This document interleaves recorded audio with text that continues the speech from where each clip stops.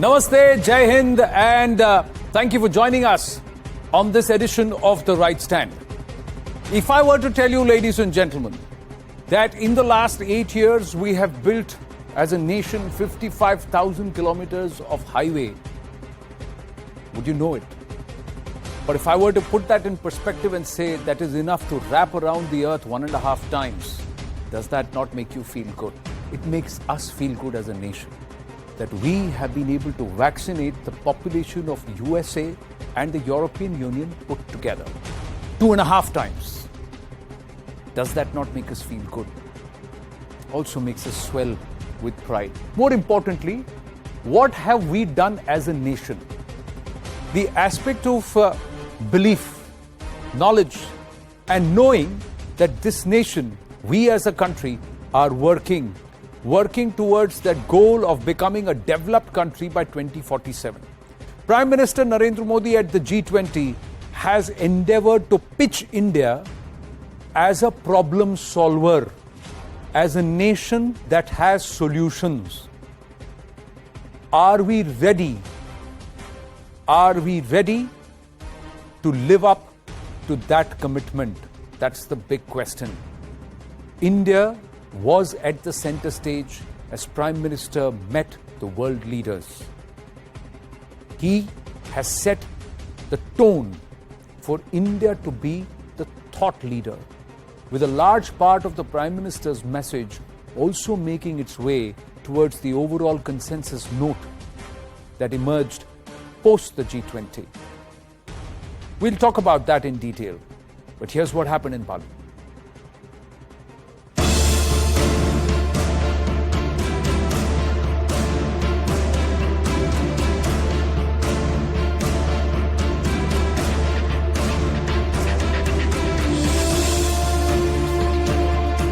आज भारत अभूतपूर्व स्पीड पर काम कर रहा है और अप्रत्याशित स्केल पर काम कर रहा है। स्टैच्यू बनाएगा दुनिया में सबसे बड़ा, स्टेडियम बनाएगा दुनिया में सबसे बड़ा।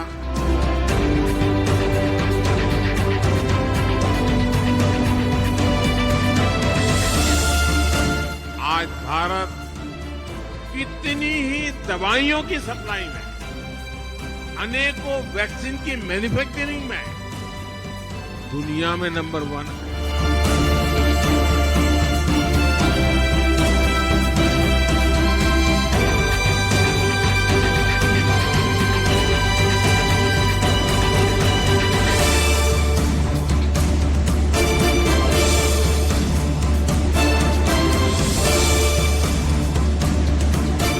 आज भारत दुनिया की फास्टेस्ट ग्रोइंग लार्ज इकोनॉमी है।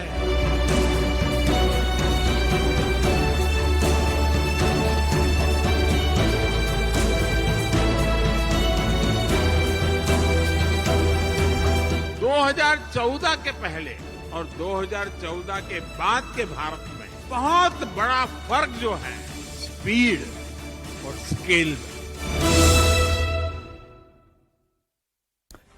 Prime Minister Narendra Modi talked about speed and scale, and it's the scale aspect that he was trying to communicate to the Indian diaspora with a perspective. But positioning India right, that is what he's trying to do. Positioning Bharat as a thought leader, as a Vishwa Guru. Let's try and do a quick check on some of the parameters and where we stand vis-a-vis the globe or some of the other nations. He also talked about India as the fastest growing large economy or a major economy. Where are we? Europe, US staring at a recession-like situation. Where do we stand in terms of the numbers? Let's look at the numbers. The numbers show India growing, projected growth by Ernst & Young. We're quoting Ernst & Young here. 6.1%. China will grow at 4.4%. US at 1%. And the European Union at 0.7%. That's the numbers. Let's now look at some of the other aspects. The present growth of the economy, 3.17 trillion is our GDP. The projection is 30 trillion by 2048. So in the next 25 years, that's the journey we've got to undertake. India's growth pinned in structural reforms. That's what IMF's MD Christiana Georgieva has said, and India will leave a mark on the world for years to come. This is what the IMF MD has said recently. So this is what is the global perception of India.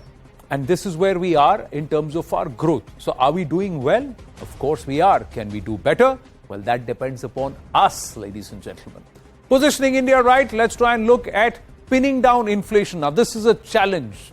The challenge for the RBI and the Finance Ministry is to keep inflation under control. 6% is the benchmark. 6 to 7% is where we've been floating around. April, we went up to about 7.8%. But the latest numbers that have come just yesterday, they show inflation or CPI at 6.77% in the month of October. It's a 3-month low. The WPI, or the Wholesale Price Index, is 8.39%. It's a 19-month low. October, US was at 7.7%. Germany was at 10.4%. The UK was at 10.1%. Eurozone was at 10.7%. Belgium at 12.3%. And Italy at 11.9%. So where are we? As 25% nearly of the world's population on 4% of the landmass, that is Bharat, we are at 6.77% compared to some of these so-called quote-unquote developed nations who are struggling with inflation. Now, let's try and look at COVID vaccination to the world. What are the vaccinations that we've delivered? 2.1 billion, 19 billion vaccinations in India and still counting. The population of America and the European Union put together vaccinated 2.5 times. That's what the PM said today. And counting. World number 1, equivalent to total vaccinations by US, Brazil, Russia shared COVID vaccines, essential medicines with 150 plus countries. That's what we have done. Now, are we getting our positioning right? And are we doing things right? Rising optical fiber power. BharatNet, world's largest connectivity project, 8 lakh kilometers of optical fiber cable in 250,000 gram panchayats. That's the commitment. It's a pan-India optic fiber network that can circle the earth 27 times as stated by Geo. So this is what we have been able to achieve. This is who we are. Now, is the Prime Minister setting up Bharat as a thought leader? Of course he is. But the larger question is, are we ready to deliver to this commitment? Are we on the right track to meet the expectations of the world in the 21st century?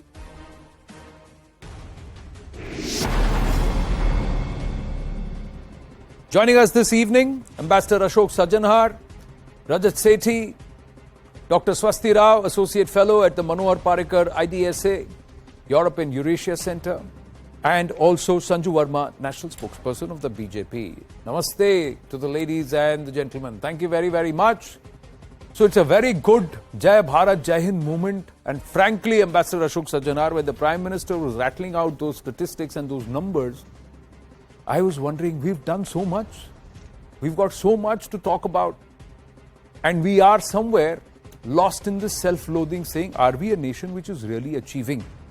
Or has the Prime Minister endeavored to get Bharat out of this entire mentality?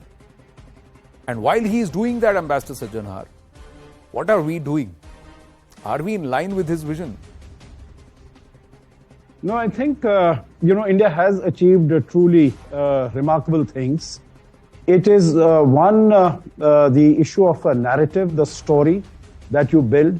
Number 2, it is that, when all these things take place and you look at them piecemeal, one at a time, then of course you do not realize the magnitude and the enormity of what has been done, what has been achieved. In addition to what you could say, if you permit, Anand, if I could also mention that, you have mentioned all these economic indicators, how we have done so well and, how we have dealt with the COVID-19 pandemic.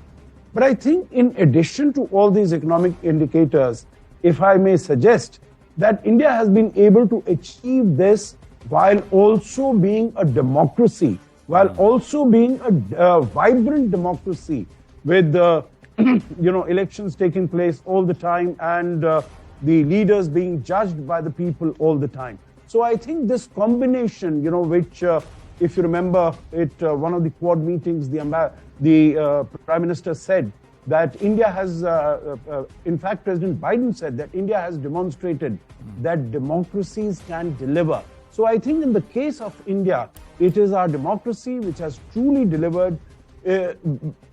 Back home, domestically, there is a certain narrative which is of self-introspection and self-loathing, as you put it. Yeah. But I think we need to take pride in what we have done. This is what the Prime Minister keeps on doing. Even when he goes around the country, he is always painting this very positive and a very bright picture of our performance, of what we have done, what our potential is. And of course, as you mentioned yourself, that the potential is there, that the potential is huge. We need to come together. I think the naysayers need to be kept to one side. The whole country needs to come together and take it forward. And whether it is in the area of creativity, innovation, technology, the government is laying down all the policies, the right policies.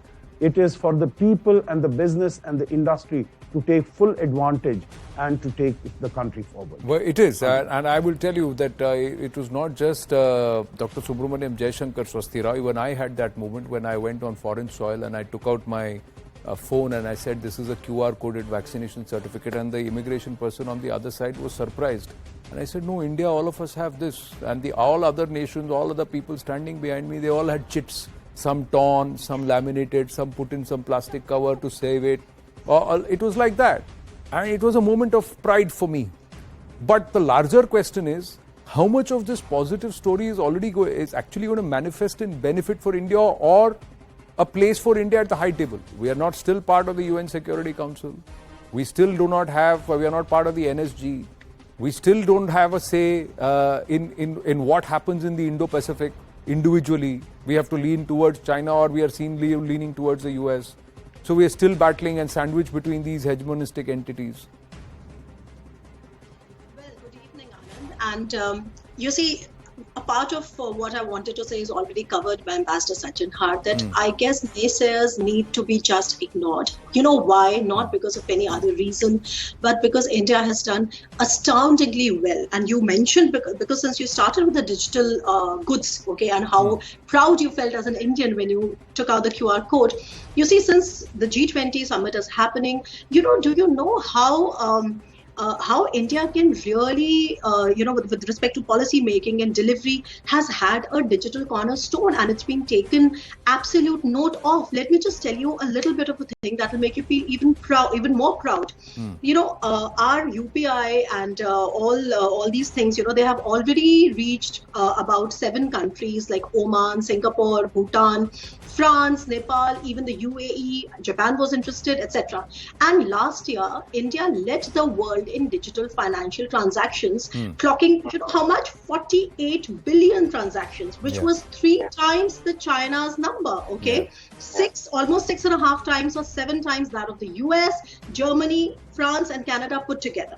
So one has to understand that the G20 summit that is happening right now is definitely a place where this particular thing can be presented as a success story for India. And obviously, this is a very, very important vertical. When India takes over the G20, this year, this is going to be an important vertical. But see, that is not all. Let us just not limit our conversation to the digital goods. Look at what India is doing to cater to the world food problem. You see, Russia and Ukraine have this problem, are in this war, and the whole world is undergoing a food crisis. But now look at what kind of a solution that India is giving. And that is something that needs to be brought out.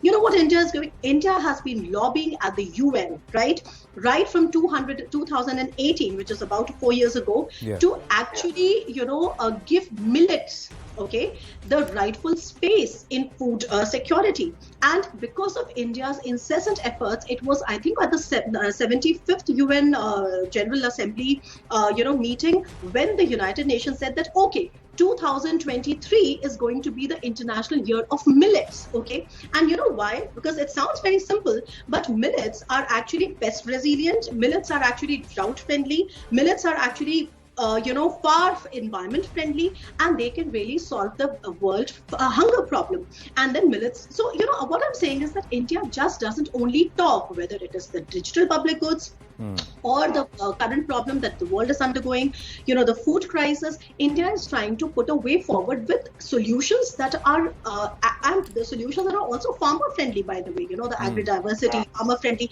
And this is very much in tune. You should be surprised to know that this is not something which is coming from the backlands of India. Nobody cares about it in the world. This particular identification of sustainable agricultural practices actually was taken up at the previous G20 Summit, which happened in Italy. And Italy was the one to come out with this declaration called the Matera Declaration that talked about food security. And just look how beautifully India has delivered on this, right? So whether it's this, now you shift to climate, look at this entire beautiful concept about the mangroves, okay, and how important are they in sort of, maintaining the ecological balance. And India just joined this, Global Mangrove Alliance, which is very much in tune with what India said at COP26 and then the ongoing COP27. So long story short, I just want to say, Anand, that naysayers can do whatever they want. Detractors will always be detractors, but it is not just a moment of otherwise of India's diplomatic pragmatism, which is like come of age, but also the fact that India is delivering, and then now understand with 1.35 billion population, with maintaining a strategic autonomy and that stand in such a difficult world. You see just how India is delivering. So that is the critical part, that India is delivering. It's not just showing potential, it is also living up to a potential. It is also getting into spaces it shied away from in the past, and it is taking positions it shied away from the past to just show that it can. But how much of this, Rajat Sethi, before I come across to you, Sanju Verma ji, because I can feel that she's getting a little impatient, so let me go across to her first. It feels good to hear all of this, Sanju ji. But the point is, how much of it hinges or is directly proportional to the success of the BJP and Prime Minister Narendra Modi? पता लगा अगर एक चुनाव हार गए हिमाचल या गुजरात कहीं पर भी, तो ये पूरा narrative fail. Is that how it is, or is this independent of the PM and the BJP? This is the story of Bharat. So Anand, is that for me? Because yes. I'm willing to wait for my turn. No, please go ahead. Okay. I think the earlier two panelists quite summed up the entire progress made in the last 8 years. Just to add to the brilliant introduction given to you, which put a lot of things in perspective. Very quickly, on the economic front, we had 8.7% GDP growth last year. We were the fastest growing economy worldwide. And this year, again, right from the IMF to the World Bank to the likes of Morgan Stanley and Goldman Sachs, we will do anywhere between 6.8 to 7.4%, making us the fastest growing economy for the second year in a row. Gee. Now, beyond numbers, some facts that I always take great pride in elucidating, and I've done that on your show earlier as well, is that look at Jan Dhan Yojana. In the last 8 years, 47 crore bank accounts have been added, with more than 55% belonging to women. And this is the largest financial inclusion scheme globally. Look at Ayushman Bharat. More than 23 crore Ayushman cards have been given. And this is the largest health insurance scheme globally, much bigger than Obama healthcare ever was.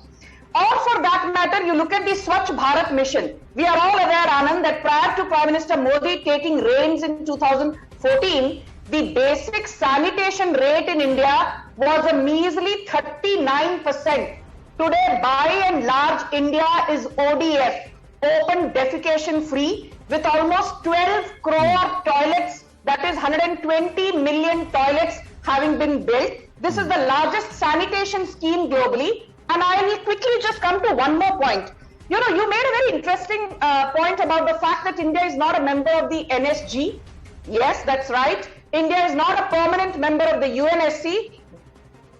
That's right. But let's also celebrate the fact that last year, India got the opportunity to become a non-permanent member of the UNSC, and it will hold that position for 2 years in a row. And out of 193 countries, India got the support of 184 countries. 184 countries said that India needs to be made the non-permanent member of the UNSC and hold the chair for 2 years in a row. No. And I just want to add to what you said.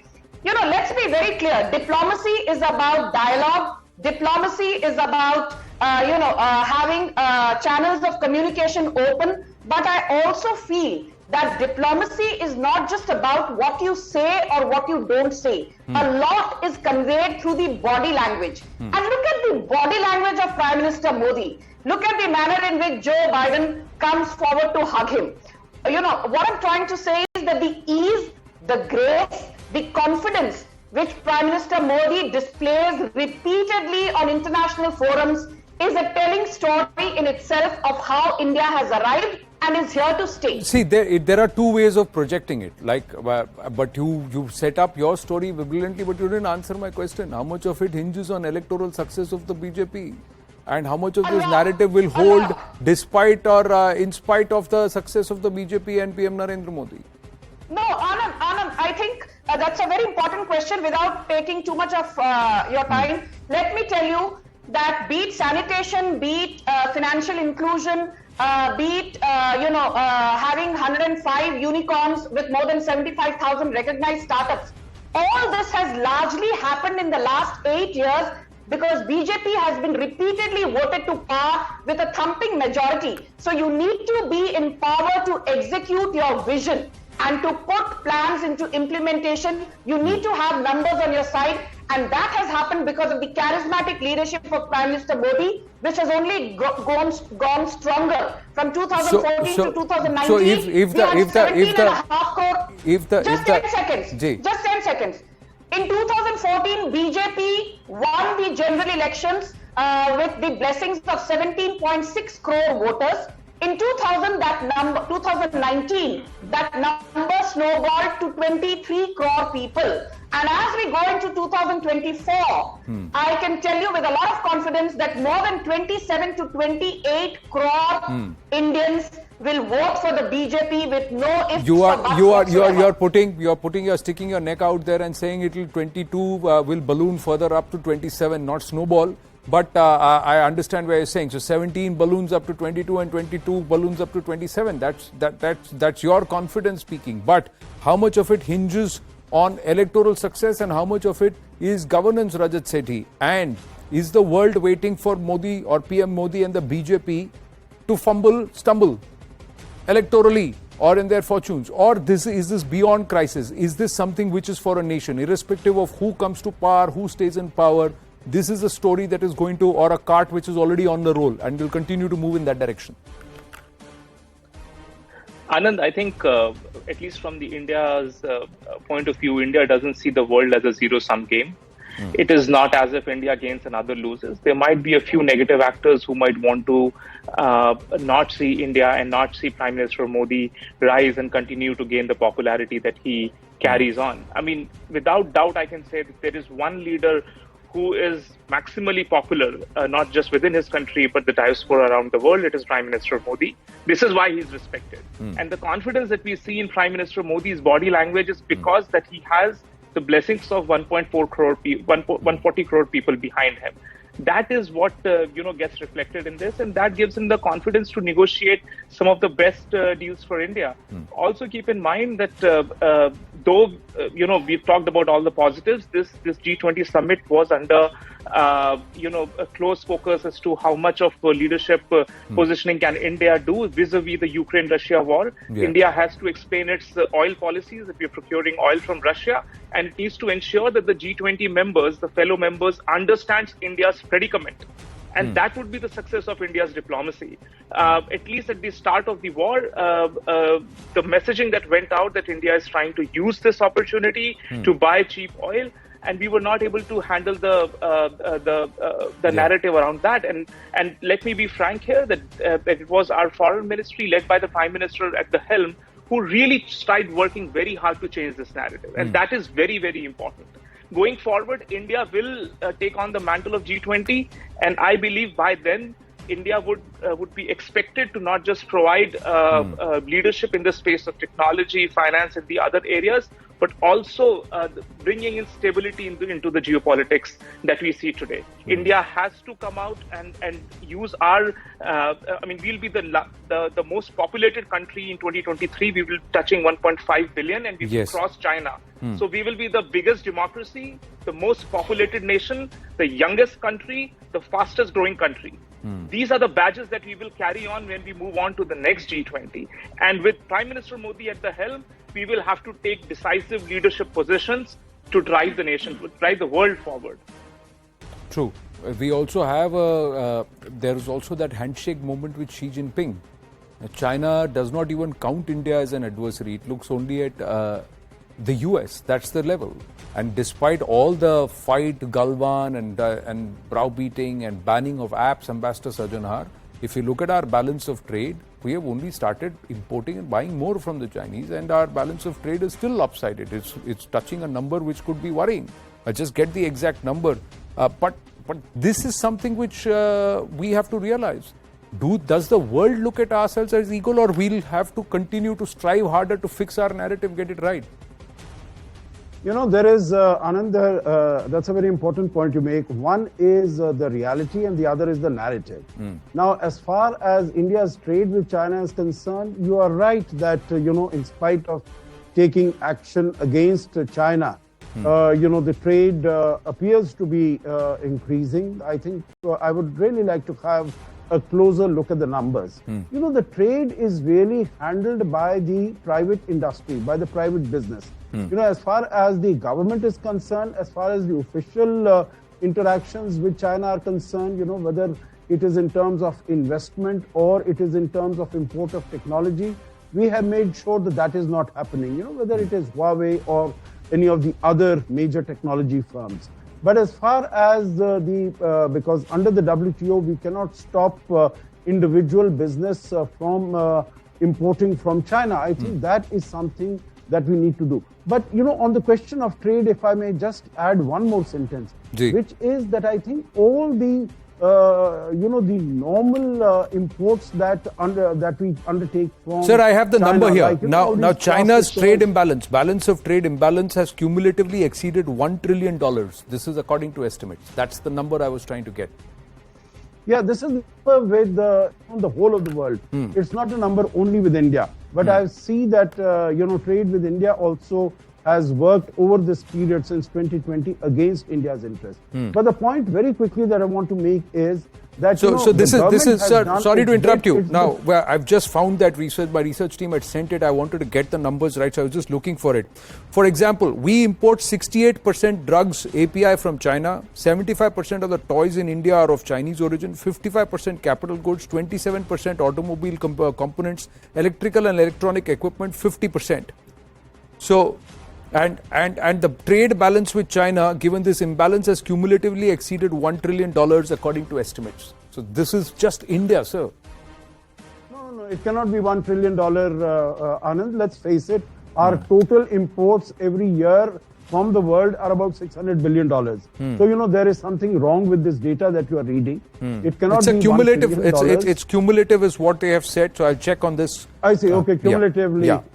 Okay. I think it is very much on the high side because, even if I were to take for the last 10 years that we've had anything about $50 billion as trade deficit, it still comes to about 500 billion. It doesn't come to, but let's not quibble about these things. I think let's get on to policy issues, and the policy aspect that I want to say, and I want to draw from the figures that you mentioned. Let us cut out the toys, let us cut out the plastic buckets and other things.